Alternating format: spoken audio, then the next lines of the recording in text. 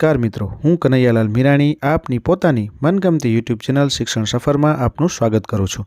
આ ચેનલ ઉપર શૈક્ષણિક માહિતી, અભ્યાસક્રમ, શિષ્યવૃત્તિ પરીક્ષાઓ, સરકારી યોજનાઓ, સ્પર્ધાત્મક પરીક્ષાઓ તથા કમ્પ્યુટર અને ટેકનોલોજીને લગતા વિડીયો અપલોડ કરવામાં આવે છે। હજી સુધી તમે જો આ ચેનલને સબસ્ક્રાઇબ ના કરી હોય તો સબસ્ક્રાઇબ કરી દેજો, તમારા મિત્રોને શેર કરી દેજો અને બેલ આઇકન દબાવી દેજો જેથી અમારા નવા વિડીયોની અપડેટ આપને મળતી રહે। નમસ્કાર મિત્રો, આજે આપણે જે ધોરણ 7ની અંદર ગુજરાતી વિષયની એકમ કસોટી જે લેવાયેલી છે જેનું સંપૂર્ણ સોલ્યુશન આજે આપણે આ વિડીયોની અંદર જોવાના છીએ।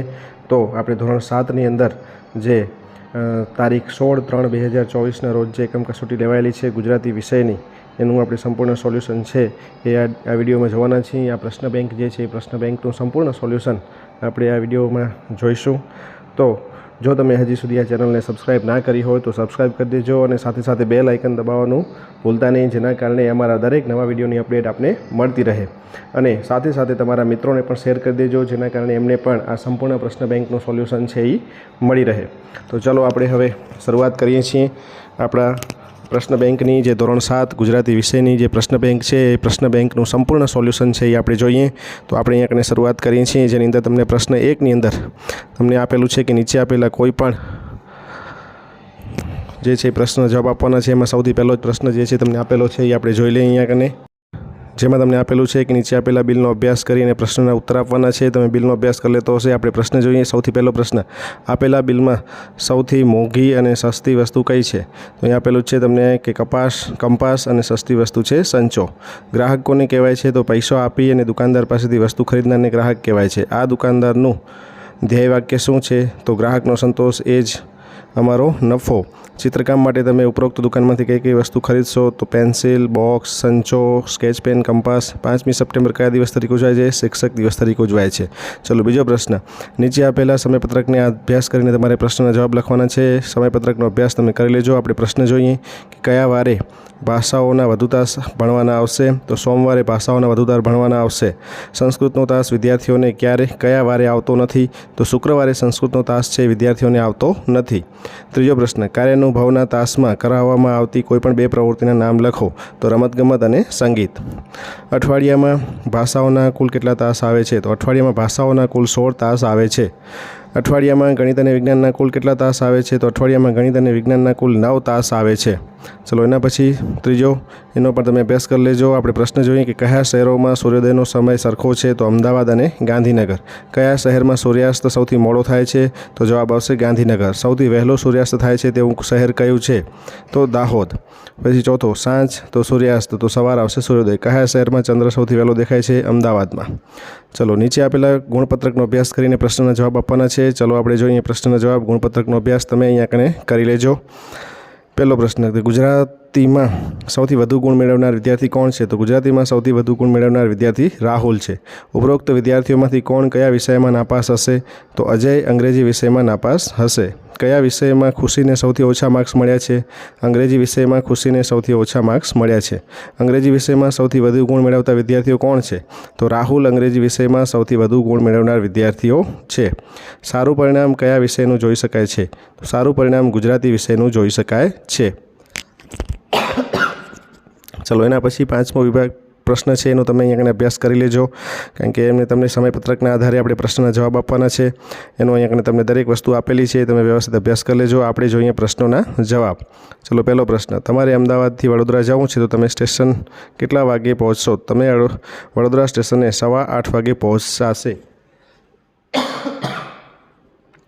ચલો અહીંયા કને એ જ રીતના બીજો પ્રશ્ન છે એ તમે જોઈ શકો છો। ત્રીજો પ્રશ્ન, ગાંધીનગરથી નડિયાદ પહોંચતા બસને કેટલા કલાક લાગે છે? તો અહીંયા 3 કલાક લાગશે। ગુર્જરનગરી બસનું અંતિમ સ્ટેશન કયું છે? તો ગુર્જરનગરી બસનું અંતિમ સ્ટેશન વડોદરા છે। સૌથી વધુ અંતર કયા બે સ્ટેશનનું છે?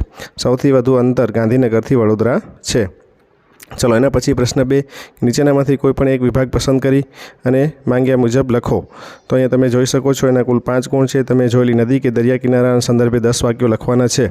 અહીંયા કને ગંગા નદીનો અનુભવ વિશે આપણે લખ્યું છે કે ગયા વર્ષે હું મારા પરિવાર સાથે ગંગોત્રી ગયો હતો, ત્યાં મેં ગંગા નદીનું ઉદ્ગમ સ્થાન જોયું હતું। નદીનું પાણી ખૂબ જ સ્વચ્છ અને ઠંડુ હતું અને નદીમાં ના અને ગંગાજળને અભિષેક કર્યો હતો। નદીની આસપાસ વાતાવરણ ખૂબ જ શાંતિપૂર્ણ અને સ્થિર હતું। આ રીતના તમને ગંગા નદી વિશેની આખી સંપૂર્ણ માહિતી જે છે અહીંયા કને આપેલી છે તે તમે જોઈ શકો છો. ગંગા નદી સંદર્ભે મારા મનમાં થયેલા કેટલાક વિચારો છે એ પણ આપણે અહીંયા લખીને છે કે ગંગા નદી ભારતની સંસ્કૃતિ અને ધર્મમાં ખૂબ જ મહત્ત્વપૂર્ણ સ્થાન ધરાવે છે. ગંગા નદીનું પાણી ખૂબ જ પવિત્ર માનવામાં આવે છે. ગંગા નદીને સ્વચ્છ રાખવી એ આપણી બધાની જવાબદારી છે અને ગંગા નદીને બચાવવા માટે આપણે બધાએ મળીને પ્રયત્ન કરવો જોઈએ. તમે 2 નંબર, તમે કરેલા પ્રવાસનું વર્ણન 10 લીટીમાં લખો. તો અહીંયા કને તમને સરસ મજાનું આખું વર્ણન છે એ આપેલું છે કે ઉત્તરાખંડના પ્રવાસ માટે મારા અદ્ભુત અનુભવો અહીંયા કને હતો અને હિમાલયના પર્વતો, શાંત ગામડાઓ, આ બધી જ વસ્તુઓ જે છે એ ઉત્તરાખંડના અંદરના પ્રવાસ વિશેની અહીંયા કને સરસ રીતે તમને વર્ણવેલી આપેલી છે. તમે જોઈ શકો છો. વિડીયોને સ્ટોપ કરી અને તમે એની અંદર લખી શકો છો અને એની અંદર ઉતારી શકો છો. ચલો આપણે અહીંયા કને એના વિશેના કેટલીક વસ્તુ છે આપેલી છે. પ્રશ્ન 3 છે એ જોઈએ કે ગ્રામ પંચાયતની મુલાકાત વખતે તમે સરપંચ સાથે શું ચર્ચા કરશો? તો ગામના વિકાસ અંગે ચર્ચા કરીશું, શિક્ષણ શાળાઓ, સ્થિતિ, શિક્ષકોની ઉપલબ્ધતા, ગુણવત્તા અને શિક્ષણમાં ટેકનોલોજીના ઉપયોગ બાબતે, આરોગ્યની અંદર દવાખાનાઓની સુવિધા, ડૉક્ટરો અને દવાઓની ઉપલબ્ધતા, આરોગ્ય, શિક્ષણ, ગંદકી નિયંત્રણ, પાણી અને સ્વચ્છતા વિશે શું છે તો પીવાના પાણીની ઉપલબ્ધતા અને ગુણવત્તા, ગટર વ્યવસ્થાનો નિકાલ, રસ્તા અને વીજળી બાબતે ગામના રસ્તાઓની સ્થિતિ, વીજળી પુરવઠાની આ બધી જ વસ્તુઓ જે છે, ખેતી અને પશુપાલન, ગામડાઓની જે વસ્તુ છે એ દરેક વસ્તુ આપણે અહીંયા કને જોઈ લઈશું. ચોથો પ્રશ્ન છે શિક્ષક દિનની ઉજવણીના અનુભવ વિશે તમારા શબ્દોમાં લખો. તો અહીંયા કને આપણે અહીંયા કને લખી શકીએ છીએ કે ગઈકાલે 5મી સપ્ટેમ્બર 2023ના રોજ અમે શાળામાં શિક્ષક દિન ખૂબ જ ઉત્સાહપૂર્વક ઉજવ્યો હતો. શાળાના મેદાનમાં ભેગા થયા અને શિક્ષકોએ ફૂલોના હાર પહેરાવીને શુભેચ્છાઓ પાઠવીને તેમનો આદર કર્યો. ત્યારબાદ વિવિધ કાર્યક્રમો યોજાયા હતા જેમ કે ગીતો, નૃત્યો, ભાષણો અને નાટકો, અને અમે શિક્ષકોના જીવન અને તેમના યોગદાન વિશે ઘણું બધું શીખ્યા. અમે શિક્ષકોના માટે આભાર વ્યક્ત કરવા માટે કાર્ડ અને ભેટો પણ બનાવી હતી. મને ખાતરી છે કે શિક્ષકોને આ દિવસ પણ ખૂબ યાદગાર રહ્યો હશે. તો આ રીતના તમે જોઈ શકો છો. ચલો એના પછી 5મો પ્રશ્ન છે વનભોજનમાં તમને થયેલા અનુભવ વિશે જણાવો. તો વનભોજન વિશે પણ અહીંયા કને સરસ રીતે તમને આખું પેરેગ્રાફ જે છે એ લખેલો છે. વનભોજનની અંદર આપણે કઈ રીતના હોય છે, શું વિગત હોય છે, એ બધી જ વસ્તુઓ જે છે એ આપણે અહીંયા કને સરસ રીતે આખા પેરેગ્રાફની અંદર અહીંયા કને તમને વિગતે આપણે ચર્ચા કરી અને આપી છે. તો વિડીયોને સ્ટોપ કરી અને આખો જે પેરેગ્રાફ છે એ તમે 1 થી 2 વખત વાંચી જશો અથવા તો તમારી નોંધપોથીમાં ઉતારી લેજો, જેના કારણે આ આખો જે પેરેગ્રાફ છે વનભોજન વિશેનો એ તમને સરળતાથી અહીંયા કને સમજાઈ જશે અને યાદ પણ રહી જશે. તો અહીંયા કને તમે જોઈ લેજો. ચલો એના પછી નેક્સ્ટ જે છે એની આપણે વાત કરીએ. ચલો અહીંયા કને આગળના જે પ્રશ્ન જે છે એની આપણે અહીંયા કને ચર્ચા કરીને પહેલાં જો હજી તમે ચેનલને સબસ્ક્રાઈબ ના કરી હોય તો સબસ્ક્રાઈબ કરી દેજો. ચલો એના પછી પ્રશ્ન નંબર 3ની અંદર આપેલ વિભાગોમાંથી કોઈ પણ એક વિભાગ પસંદ કરી અને તમારે માંગ્યા મુજબ લખવાનું છે. વિભાગ 1, નીચે આપેલા શબ્દ જૂથમાંથી અલગ પડતો શબ્દ શોધી કાઢો. પાણી, તો વારી, પાણી, નીર, અહીંયા કને આવશે પાણી. ચલો એના પછી રેખાંકિત શબ્દના સ્થાને રૂઢિપ્રયોગ કરવાનો છે. નવા બૂટ બનાવવાનું મન પાકે પાયે કરી નાખ્યું, એટલે કે પાકે પાયે કરી નાખવું એટલે કે મન મક્કમ કરવું. ચલો પછી અહીંયા કંઈ તમને આપેલું છે રામે રાવણનો વધ કર્યો. રાવણનો એટલે કે રામે કોનો વધ કર્યો. તમારે પ્રશ્ન વાક્ય બનાવવાનું છે તો રાવણની જગ્યાએ આવશે કોનો. ચલો એના પછી યોગ્ય વિરામચિહ્ન મૂકીને વાક્ય ફરીથી લખો. મેં પૂછ્યું મોબાઈલની કિંમત સી છે. મેં પૂછ્યું મોબાઈલની કિંમત સી છે. આપેલ વાક્યમાંથી ક્રિયાપદ શોધીને લખવાનું છે કે એ લખ્યું છે ગણિત શિક્ષક ઘણું શીખવવાનું છે. ચલો એના પછી વિભાગ 2, તો વિભાગ 2ની અંદર તમને યાતના, કષ્ટ, પીડા અને સુખ, તો જવાબ આવશે સુખ. રેખાંકિત શબ્દની અંદર તમને ભારતીય સૈનિકોએ જાનની બાજી લગાવીને સરહદની ચોકીની રક્ષા કરી, તો જાનની બાજી લગાવીને આવશે એટલે કે જીવ જોખમમાં મૂકી ને સરહદ ચોકીની રક્ષા કરી. રેખાંકિત શબ્દના જવાબ તરીકે મળે એવો પ્રશ્ન બનાવો. તો સરદાર વલ્લભભાઈ પટેલનો સ્વભાવ કડક હતો. કોનો સ્વભાવ કડક હતો?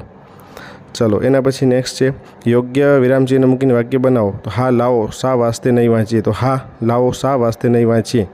આપેલા વાક્યમાંથી કર્મ શોધીને લખો. તો બરાબર 5 વાગ્યે એલાર્મ વાગ્યું, તો એલાર્મ જવાબ આપણો કર્મ આવશે.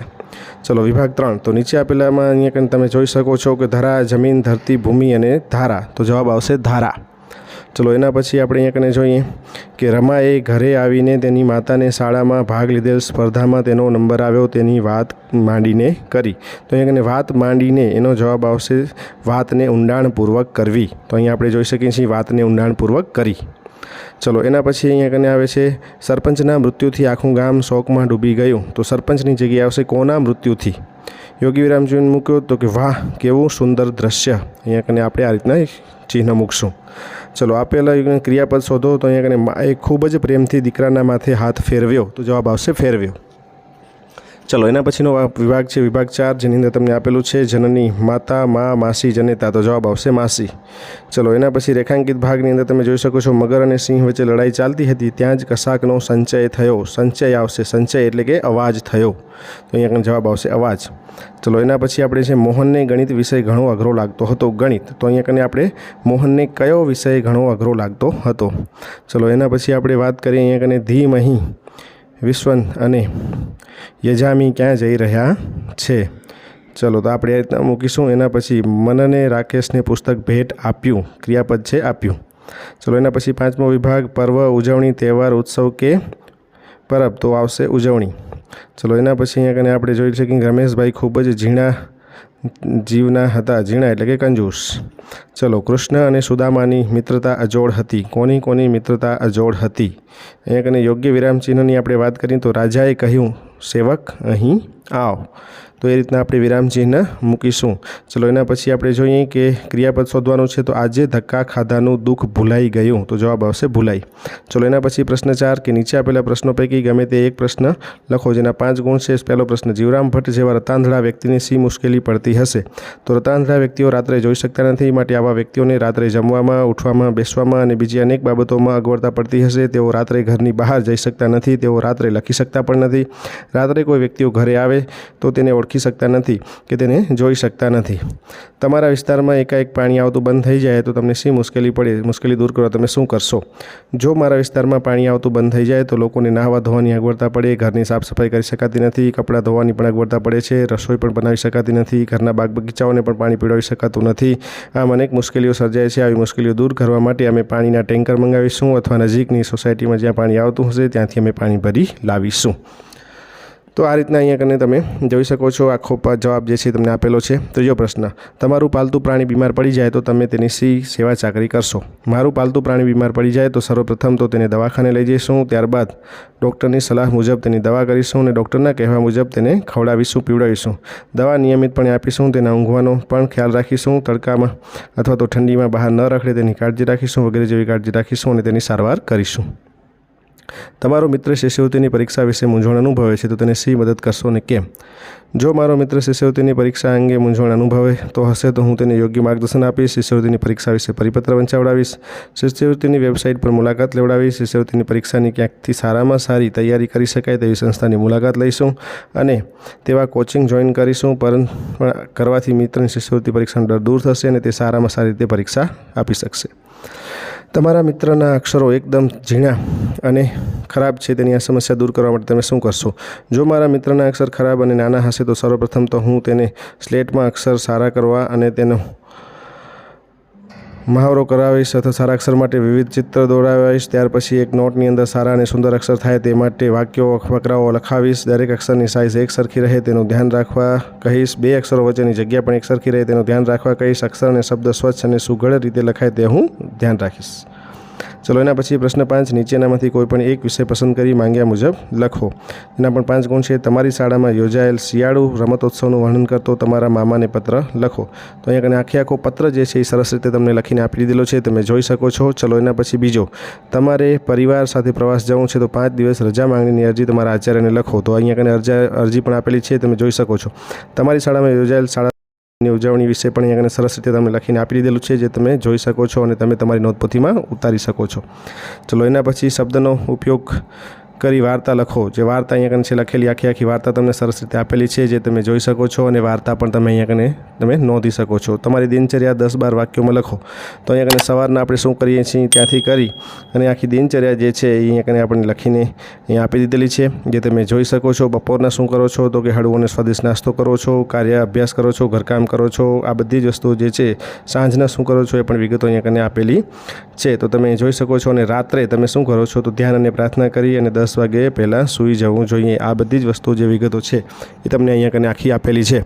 તો આ જે છે વિડીયોને સ્ટોપ કરી અને બાકીના પ્રશ્નોનો જવાબ જે છે તમે સરળતાથી તમારી નોટપોથીમાં ઉતારી દેજો, જેના કારણે થઈ અને તમને સરળતાથી બીજી વખત વાંચવામાં પણ સરળતા રહે અને એને લખવામાં પણ સરળતા રહે.